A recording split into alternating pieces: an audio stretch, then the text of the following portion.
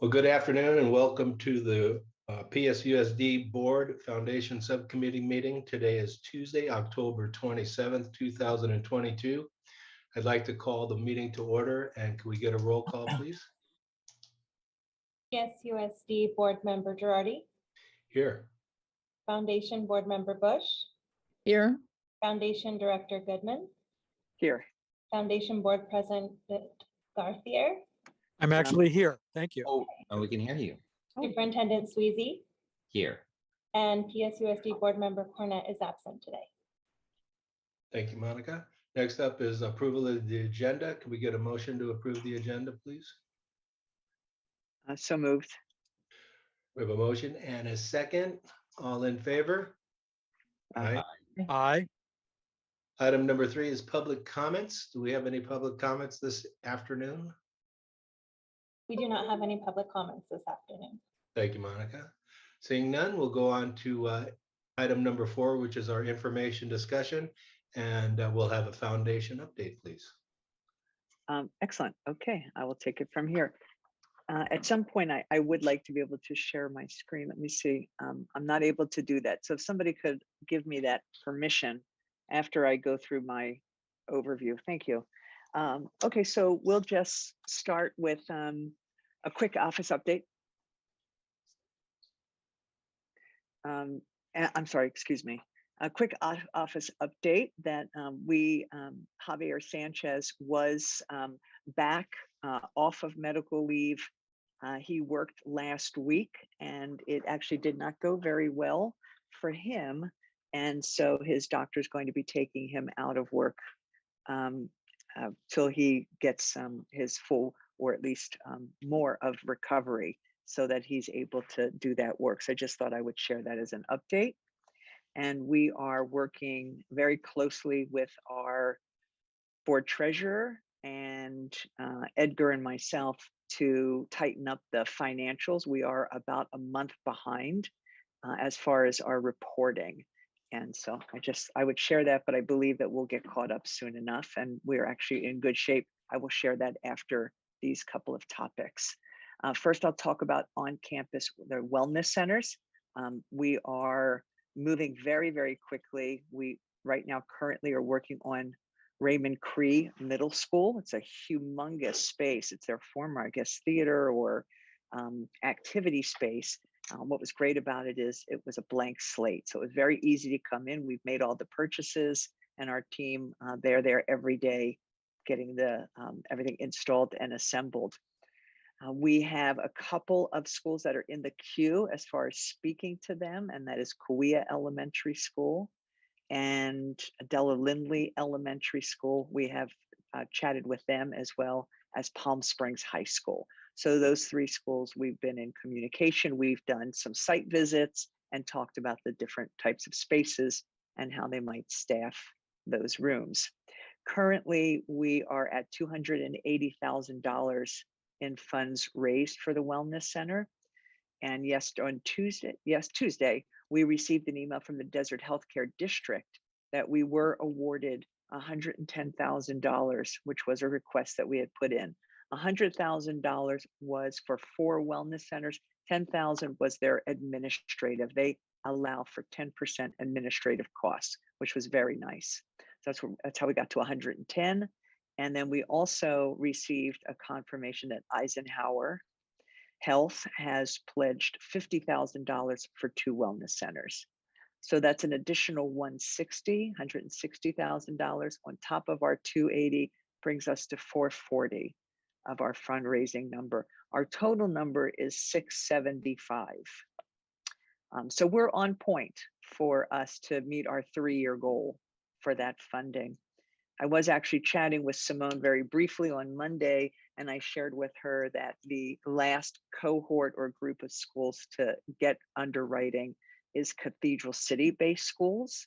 And we will approach the city of Cathedral City the way we did with the city of Palm Springs, and we'll look for other creative fundraising for Cathedral City specific. But that will be our last suite of schools to be allocated. At this point, all the other schools are accounted for and aligned with the funder. So there was very specific guidelines for the funder. For example, the city of Palm Springs wanted schools in their city. And that makes a lot of sense. Eisenhower wants schools in their service area, and that also makes sense to us. Desert Regional Healthcare, where we have not received their money, so it's not in the 280 that I'll share. We did get a $25,000 pledge, and they are underwriting the Raymond Cree. We expect that money any day, and that actually would bring us to 465 for total dollars raised. Quick update on MTU. You probably know this, but MTU is going to kick off their 10th anniversary season with Sunset Boulevard. It's November 17th and 18th. It's at Rancho Mirage High School, the Helene Galen Performing Arts Center. Yay, we're back on school campus, which is really exciting. The foundation is raising funds for all of the community projects that they do, not what the school covers, which is school-based classes and school-based productions. We'll also be supporting the box office efforts as they make changes to their box office. Apparently last year they had some box office changes. So for this particular Sunset Boulevard, the foundation will manage the box office, and we'll have volunteers there on Thursday and Friday evening managing that box office.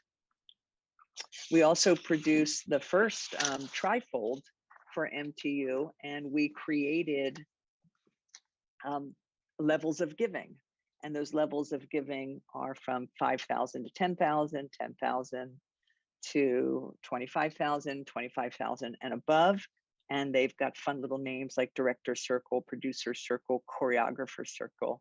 And I'm currently meeting with donors who have already been longtime supporters of MTU and have given throughout the year, but have never really been formally recognized or formally sat in a category with other donors at their level. And it seems to be received well. One new thing that we are now tackling, and I say new because it is a new project that we're going to be dedicating some time and resources to, but it is not a new discussion. It's something that we've been doing since day one.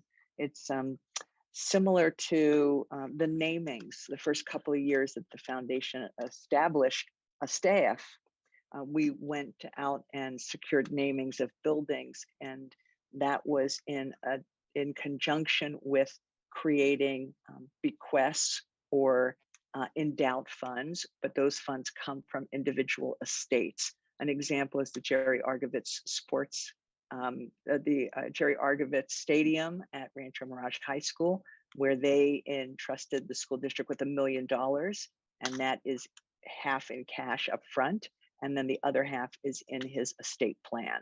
So we've been doing plan giving, estate planning, actually on the side, very quietly, and now we'd like to formalize it, especially, I hate to say this, but especially as we see so many people in the Valley, so many of our philanthropists now leaving us. And so it's a really critical time to have something a little more formal. And formal really is the infrastructure or the architecture around that program, not just Ellen working with donors and putting something in the share drive. It's a little more formal and something that has legs and it can have succession and long-term sustainability. We are working with a gentleman who lives here in town. He's since retired here. He began his planned giving career at Cornell University. His name is Joe Zanetta. You might know him or have heard of him.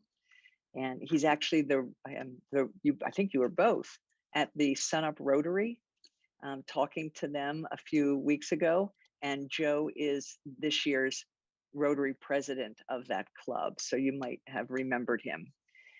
He went on from Cornell and went to UCLA, and then took a slight turn and did hospital plan giving and bequests. So he's now in the desert. I've met with him a number of times as our board working group. So we have a board working group now. It has 3 foundation board members, myself, and then this gentleman, Joe. Whenever you launch a new program, there is in anything, there's like an arc. It's like a story. You have a beginning, a middle, and then you have goals or have some conclusion or some long-term planning. We are in the readiness stage. And so if we drew like an arc, we're in the readiness stage, we're getting ready.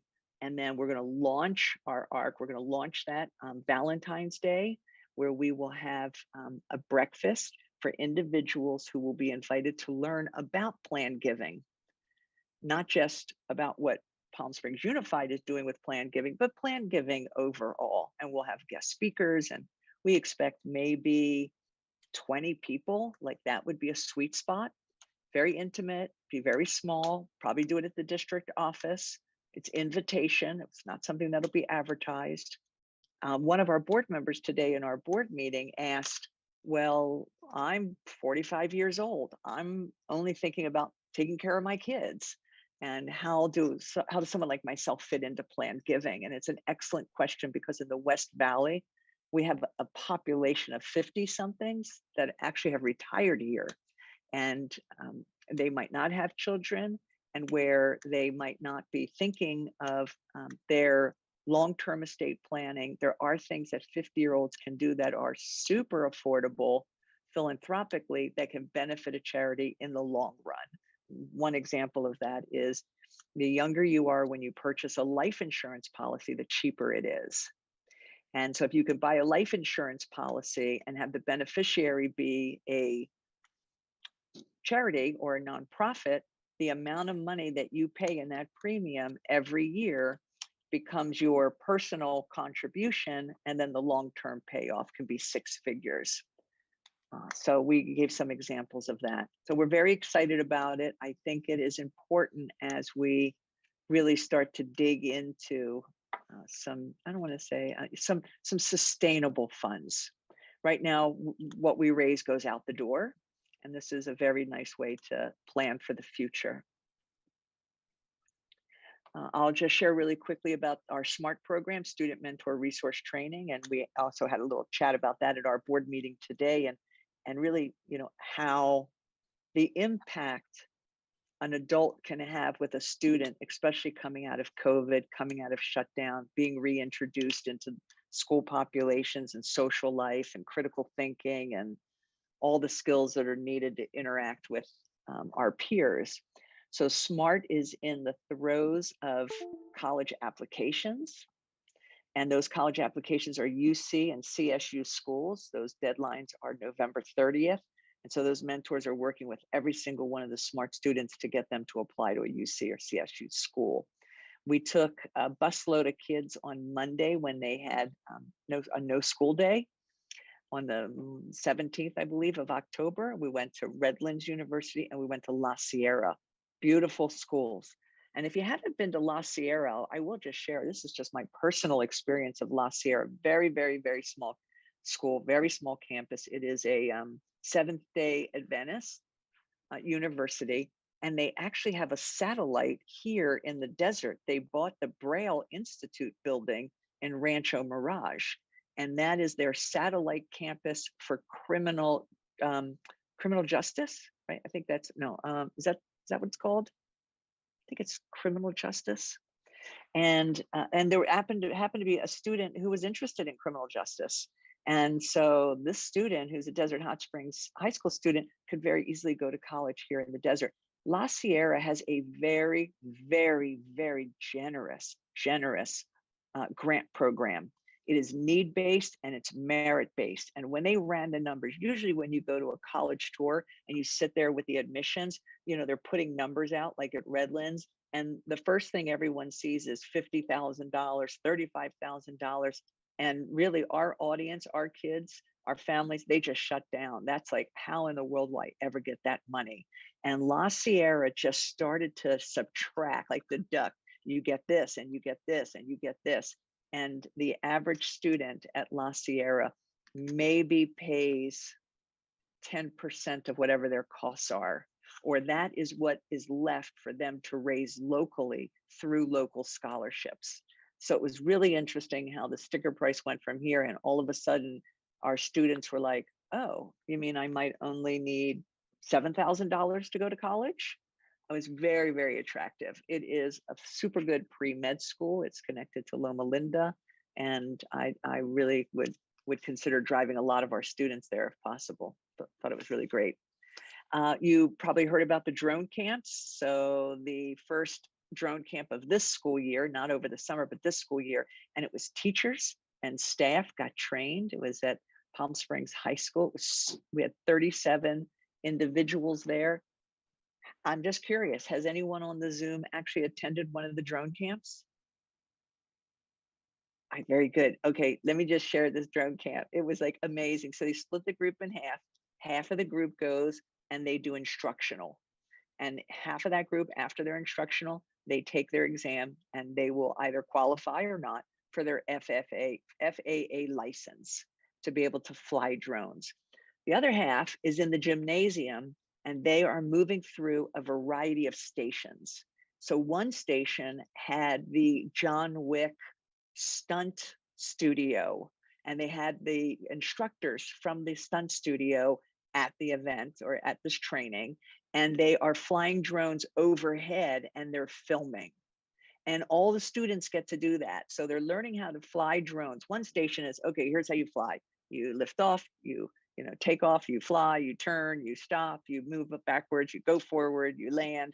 Then you move to another station and there's filming going on around motion pictures. Then you move to another station and it's border control. So it's all like search and rescue, like unbelievable. It was so fabulous. And then there were a multiple of other stations. And this time, this particular training, the founder and head of the South Korean International Soccer drone soccer, like unbelievable, like all over Asia, they're having this, like they're doing competitive soccer with drones, and they have these big donuts and the drones are in these cages and you are playing air soccer off the ground. So he was there, they set up this net, they set up all the donuts, and people were trying to fly and get points and maneuver around and knock each other off. I mean, it was just like, it was very cool, actually, very, very fun. So it was a great day. Then they switched. Then in the afternoon, the other group came into the practical side and the other group went to instructional.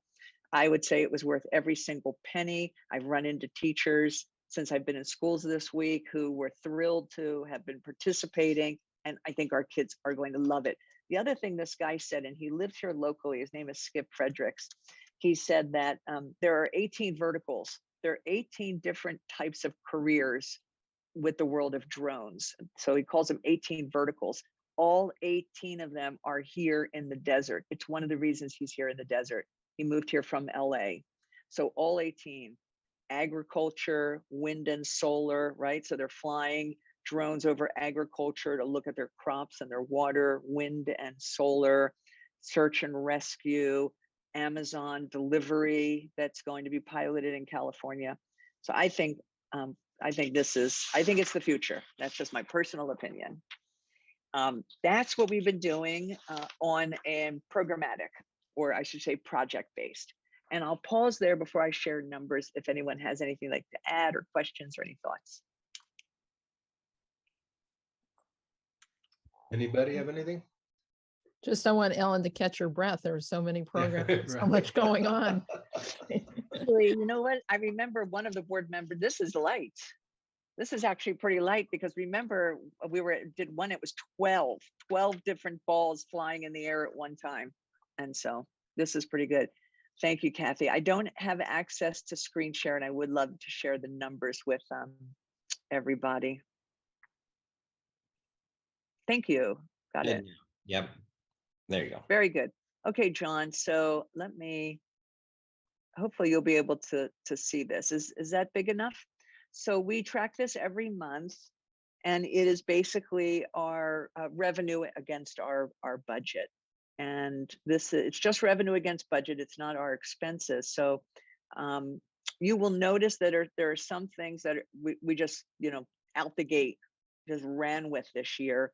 And that is obviously our advanced technologies, because we knew the drone camps. And so that's been a very, very strong fundraising arm for us. And we have already exceeded our budget line item. MTU, that is a whole year. And in that money also are the ticket sales, because the foundation does hold the money, and it always has, from ticket sales. And that is so that it's fluid enough that we can pay the celebrities, the guest speakers, the master classes. Most Broadway talent requires money on site as soon as they're completed their project. It's not uncommon. Our instruments, so we have a pretty hefty number under our instrument number, and that is for the 5th grade keyboards. So we will see how that goes. We feel that could be a stretch for us, knowing that we are down staff and that our capacity is somewhat limited. And so we'll have to really be very creative around this number. We're very close to making our goal. We're on track. It's just that some line items will not perform the way we might have anticipated. This is under Protect the Arts. That's really under the art buckets. It's specific for field trips, and it is for field trips for middle schoolers who are participating in the ModCom architecture and design project. And that is building homes and modernism buildings, going through a series of 6-week classes with ModCom. It's by Zoom. It's been on Zoom through COVID, and as soon as they're able, they'll be on site. And then they get to go on a field trip to Frey House 2 and the museum. Classroom grants is an all year, so we anticipate we will make that number. We have already allocated $25,000. That will be distributed, and again, we know that we'll get to that number easily. Essay contest comes in at the end of the year, and Native Studies is a reimbursement. So an example is we have, just now I got an email that our 3rd grade materials are ready for print. As soon as those are printed and we have those in our hands, we will start 3rd grade teacher training. And so we do provide extra duty for that. It's not necessarily a volunteer. And so there's money there. The other, I say it's not necessarily volunteer. They might make it volunteer, but we do have money for that. We also have money for busing to the Kiewit event on November 5th. And we have money for field trips to Indian Canyon. Scholarships, this is just what we've collected in really the first part of the fiscal year of July. Most of the scholarship money comes in the 4th quarter of the year. SMART. Race, the Race Academy did not receive a grant this year. About 3 years ago, I think it was about 3 years ago, we had a funder came to us and said, we'd love to buy 2 vehicles for the Race Academy. And we would pay for all of the repairs. And the Race Academy would then resell the vehicles, and they would keep the money. Then they could buy another vehicle, repair it, and resell it again. And it was a way for Race to be able to have a revenue stream, the same way we might see the football team selling Christmas trees at Palm Springs High School, so that they can afford things like field trips and so forth. It's a very heavy, supportive community in the Coachella Valley around cars. And there are a lot of people who just love Race. So this we'll see hopefully at the end of the year. We did, just so you know, when we originally launched this, we did work with risk management. We have all the information that is needed for us to be able to resell the cars, to make sure everything is protected. And right now, currently, Race does have those 2 cars. That community who is also behind it, along with those funders, have been really channeling. They've been sending cars to Race, and just recently they've gotten 3 vehicles. They received an Audi, they received a Saturn, and they received a Cadillac, all to work on. And so there's a lot of love in the community for Race, as I said. Let's see, Jazzy. So wow, Jazzy is on fire. It is amazing. Rancho Mirage High School is run by Jerry Argovitz, and it's consistent. And it looks like it will stay that way for as long as Jerry is delivering the program at that school. The program is designed, the mentor program is designed to actually be run by other people than the Argovitzes. And this program is endowed. And so there is money to pay those individuals. So Lonnie Argovitz She's based at Desert Hot Springs High School, and she knows the only way this can grow is if other people get trained to deliver the material. And so there are two individuals who are PSUSD employees who come in an hour early on Wednesdays, and they deliver the material to the Jazzy students who are participating at Desert Hot Springs High School. The athletic captains are attending this program. It is a character and leadership program, or I should say project, curriculum, conversation. It's very detailed. It has a nice little booklet that's been written. Yesterday, was it yesterday? Yesterday, I was at Desert Hot Springs High School, and I did a small focus group with some of the Jazzy kids, 12 of them, about career readiness.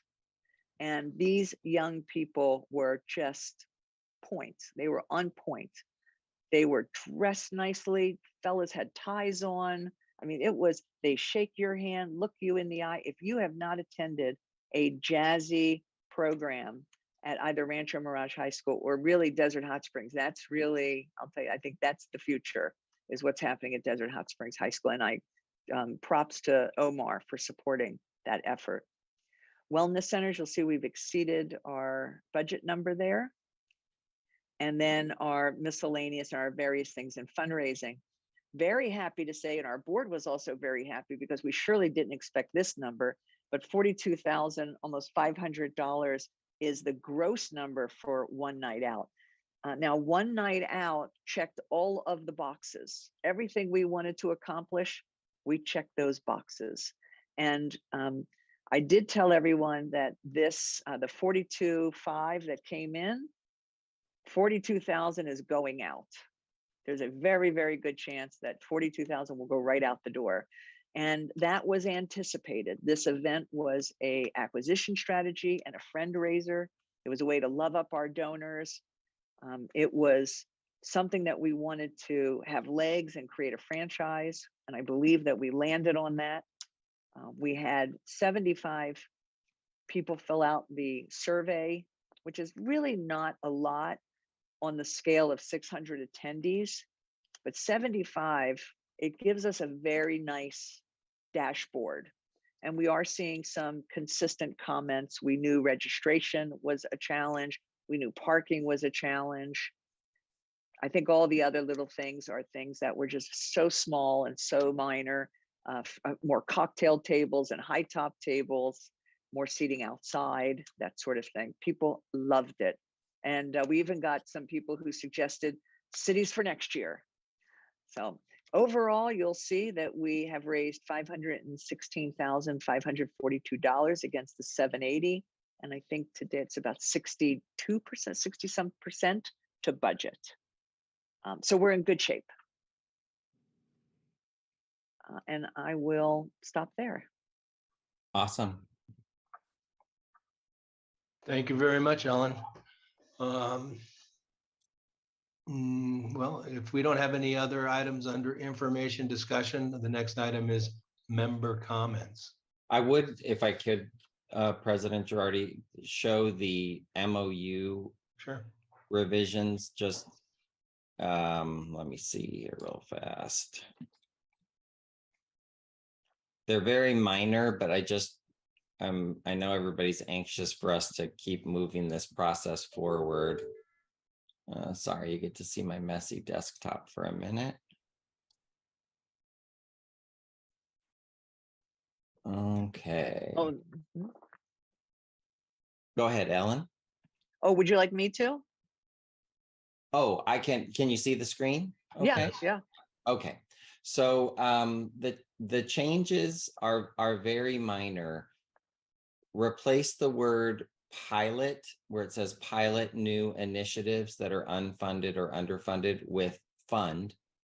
So the foundation will fund new initiatives that are unfunded or underfunded.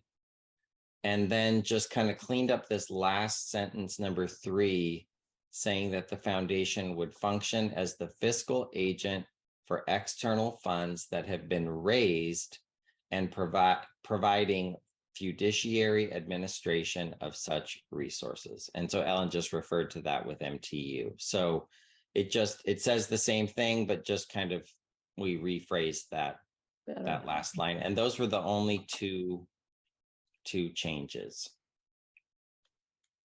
And Ellen was comfortable with them, and Simone and I felt good. And again, I sent a draft to the Palm Springs board. But I don't know, Kathy or Mark, if you're still able to comment, or John, if you had any comments on those proposed very slight revisions. I'm fine with the changes. This is Mark. They sound fine to me, Mike. Yeah, I have no concerns. Great. All right. Thank you, John and Kathy and Mark. I'll stop sharing and turn it back over to you, John. Okay, thank you very much. Next item then is item number 5, member comments. Does anybody have anything they'd like to share this afternoon? No? Well, I'll chime in, I guess. I say this every month, but you guys just keep marching along. There's no question about it. So congratulations on that. You're off to a great start. And I got to tell you, I went to one night out and it was a fantastic event. I think everybody had a great time. Nobody, if you didn't have a good time there, you're not a happy person, unfortunately. No, it was very well done. So congratulations on that. Those instruments, I'm surprised you're having, I don't know if difficulty is the right challenges, I guess, raising the money for the instruments with so many performers who retire in the Valley. You'd think that'd be something that would be fairly easy to raise money for. So I know you guys are going to keep looking and work hard at that. And I know you'll be successful in raising that money for those keyboards. But John, if I may say honestly, we actually have not, so far this year in our first quarter, and as we get into our second quarter, it's not something that has been on our on the front burner, I should say, just with the way things are, with the capacity of our staff right now, and everything that we had to tackle with Havana Nights and the follow through with all the requests for wellness centers just to secure that money. We just haven't been able to add instruments to our palette. It's just, I was telling Mike and Simone on Monday, there are a few things we're going to have to scale back just a little, because we can't, it's not a sustainable pace. Mm-hmm. So the little bit of concern I have around instruments is we actually really haven't even launched it this year. It's not that the money's not there. Oh, okay. It's just that we haven't been able to focus on it. We had to put something back. So we do plan to focus on that in the spring. Okay. Yeah. Sounds good. Thank you for the update, Alan.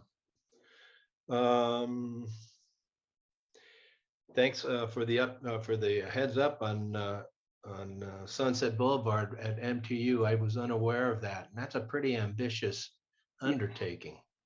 I'm shocked. I cannot believe he's taking it on, especially. Yeah.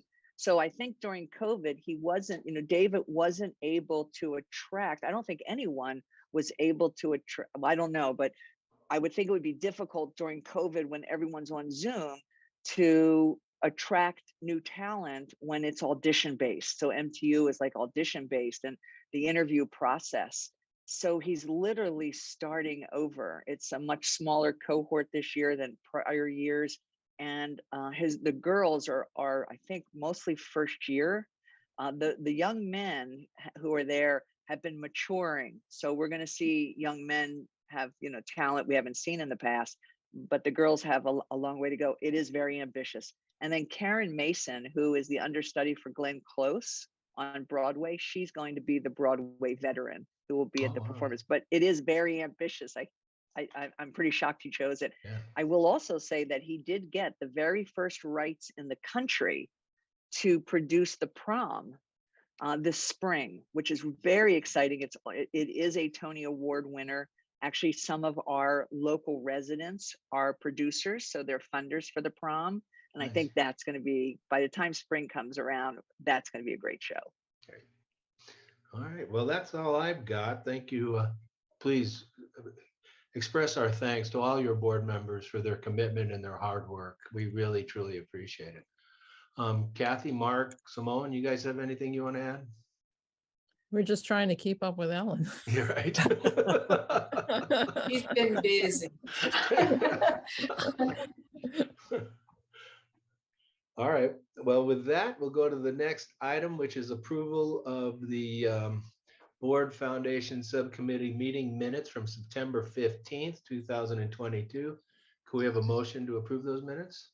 Unless anybody has any modifications. So moved. This is Mark. Thank you, Mark. How about a second? I'll second. All right, all in favor? Aye. Aye. Okay. Item 7 is the setting of the next Board Foundation Subcommittee meeting, which will be on November 17th, 2022 at 3 o'clock, right here on, what are we on, Facebook or YouTube? Live, YouTube Live. Thank you. All right, how about a motion to adjourn? So moved. We have a motion. Thank you, Kathy. Second? I'll second it. There we go. All in favor? Aye. Aye. We are adjourned. Aye. Thank you all very much.